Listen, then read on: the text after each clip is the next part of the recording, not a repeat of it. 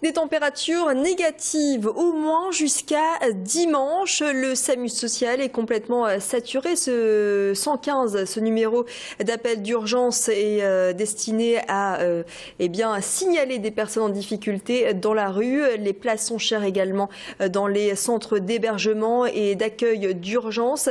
Les maraudes ont été renforcées de la part du Secours populaire, mais aussi et surtout de la part de la Croix-Rouge. Nous avons effectué il y a encore quelques semaines, c'était au mois de décembre, ce reportage sur les maraudes de la part cette fois-ci des Restos du Cœur. Voyez ce reportage signé Céline Huret dans les rues du centre-ville de Lille. Merci beaucoup. Tiens. Merci, super, merci beaucoup. On va aller ? Ah ouais, C'est bon ?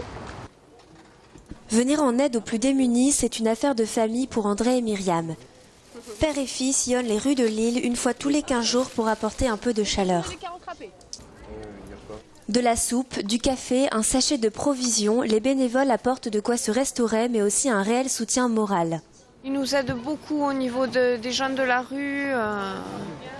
Il y a du monde, et il y a du monde un peu sur l'île qui compte sur les restos. Ils sont super sympas, ils nous reconnaissent, ils nous appellent par nos prénoms. Au fur et à mesure des années, on se connaît, les équipes sont les mêmes.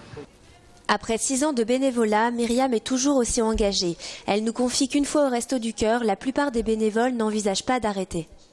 On leur apporte quelque chose, un soutien aussi moral plus qu'alimentaire, mais je pense qu'aussi ils nous apportent énormément dans leur échange et dans leur parcours de vie. Donc voilà, c'est pour ça que je fais ça, une solidarité.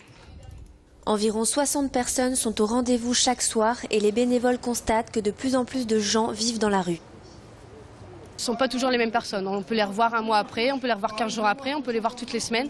Donc dans la rue, on se rend compte qu'il y a énormément de monde.